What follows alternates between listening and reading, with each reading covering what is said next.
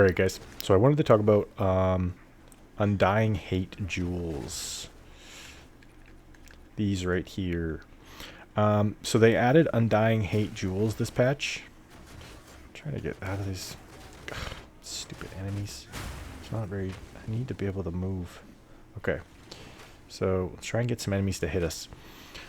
So these Undying Hate Jewels, there's a couple of them.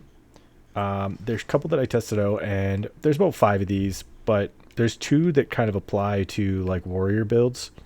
They might apply to some other health builds too, but there is the Amanumu. I know that's not how it's actually sounds, but I like Amanumu better, so you're just going to have to deal with the fact that it's called Amanumu. So the Amanumu Jewel, the enemies will wail on you, and as they start to kind of whittle you down, come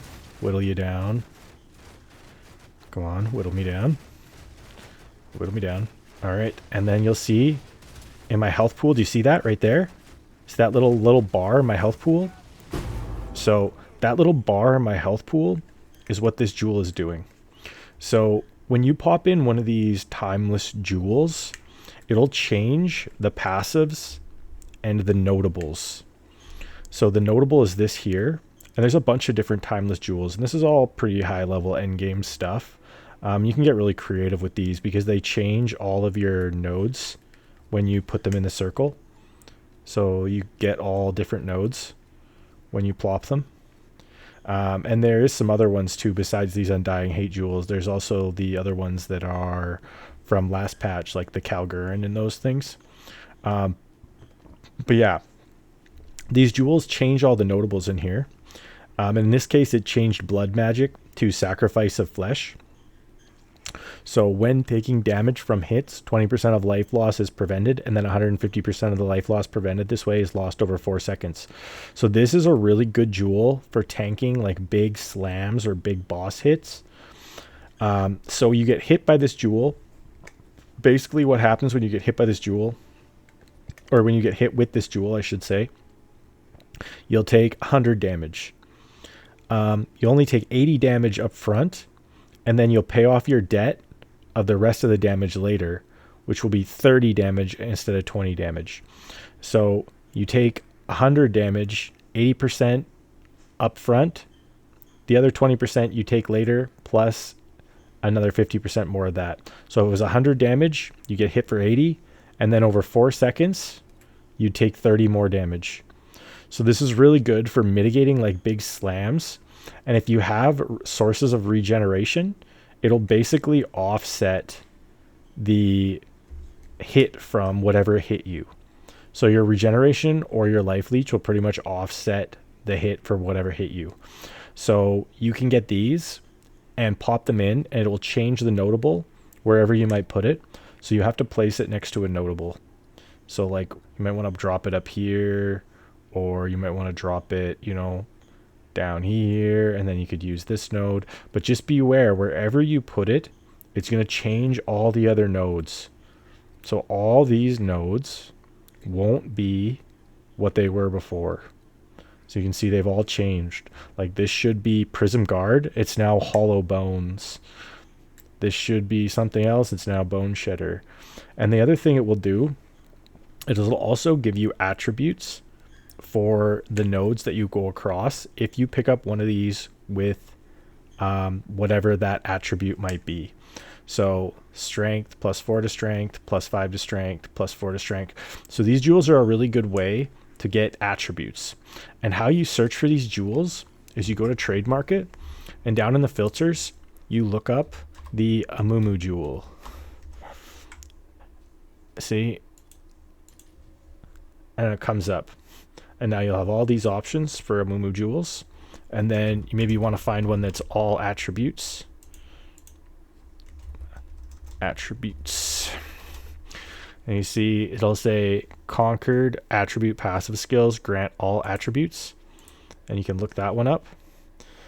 And you could also split these up into counts as well. So say you want to do attribute, and you want all attributes, or you want say strength. Yeah, we want strength. So also grant strength, hit one of those. So we hit 1 in count because now every jewel that it spits out will either be a strength or an attribute jewel, because it's going to give us this jewel here plus whichever one of these jewels comes with one of these settings. So attributes, attributes, attributes, attributes. So you can see the attribute ones are a little cheaper, and this will be a good way for you to sort out which one's cheaper. So if you're trying to get these on like a reasonable budget, you can go through and find which one has the lowest attributes. Like here's a strength one, it's 10 divs. So the strength ones are a little more. And then obviously if you go for like perfectly rolled ones, like they go up to 8 strength and 3 attribute points, you will get a little bit more pricey, but it looks like the all attribute ones are the cheapest when it comes to these. Now same thing if you want to look for, say, a Tecrod Jewel, which is the other one I'm going to talk about. You hit Tecrod, and then you'll see the Tecrod Jewels. Now these were really expensive early in the league, but the prices have started to come down. These were extremely expensive because all the blood mages were using them, and the blood mages were basically buying all these up because they're really super overtuned if you're playing a blood mage. So this is how you search for these. If you want to get the cheapest one, use this count function and just search for either attributes or strength, because depending on which one you drop out, that's what's going to come up. And as you can see, the +8 strength ones are 15 divs. So the attribute ones are quite a bit cheaper. And as long as you use this count function, it'll just give you one of the 2 of whatever you've selected, and then it'll give you all of them, and then you can search that way and get a cheaper one. So the other one, besides the Amanumu Jewel that does the sacrifice of flesh, I would say the next best one is the Tecrod. I actually think the Tecrod is probably a touch better for general all-purpose gameplay, and the Amanumu Jewel is probably better for tanking big boss slams. So if you want to tank like big hits, this jewel I think is very good. I think they're both very good, but this one gives you a lot of regeneration, and I'll show you what I mean. So this one changes your keystone to sacrifice of blood, and because bloodletting is so big this patch, because it converts your mana cost to life cost, and then it gives you a whole bunch of damage. So gets extra damage based on your life cost. So this will give you a ton of regeneration, and I'll show you what I mean. So we'll just sit here and spam some skills for a second, and you'll see that my health is going down, but it also will start to come back up because my regeneration is starting to offset it because of that sacrifice of blood. So it puts my regeneration up to 1600. So you regenerate 1 life per second per 8 life spent in the past 8 seconds. So basically this is the perfect jewel if you just want to like spam skills, because you can just spam skills and it will continually regenerate your life. So you can see as I'm casting skills, this is why the blood mages use this, is because this gives you infinite mana, is essentially what this jewel does. As long as you are using life to cast your skills, you will have infinite mana, and it will regenerate at the same time. So this one's really overtuned, which is why it's so popular, I think. But this other one's not bad too. This other one's pretty decent as long as you're running a source of leech so that you can leech life back, because this helps you, this boosts your hit pool a lot when you run this one. So either one of these is very good.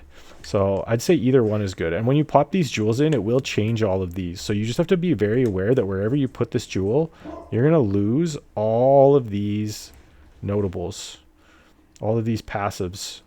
They're all going to be different. So it just gives you an example, because all of these things are going to change. So you'll see all of these change. So if you have any points inside the ring of this jewel, and that's why you can see I plopped it in the blood magic where there is nothing else, so that I can just take advantage of the attributes and then grab this sacrifice of blood. So yeah, it does increase your life cost of skills, but it gives you a lot of regeneration. So this I think is very good. This is a very good one. I'd say this is the best one all around, but this one is also decent. So there's nothing wrong with this one, but you will have to go to using life tap on all of your skills to maintain your hit pool, because if you don't use life tap, you will not be able to maintain your hit pool. So you'll be using mana to cast instead, which is no good, and you don't want to do that. So you'll just have to move to using life tap on your skills, and it'll just convert all your mana cost to life cost. This is basically blood magic, which that's what life tap is. So you can use life tap, or you could use defy as well if you're running the helmet. So anyways, that's pretty much it. So if this helped you, thumbs it up. These are new jewels for this patch, and they're pretty strong, and they're finally starting to come down in price. So you can use these if you like. They're both pretty decent. The Tecrod's a little more money, but I think it has the edge of being a little stronger. The Amumu's pretty good too, but you will need a source of leech. So just make sure you have a source of leech or a good source of regeneration, and this one will be decent as well. But that's basically it. I'll see you guys in the next video.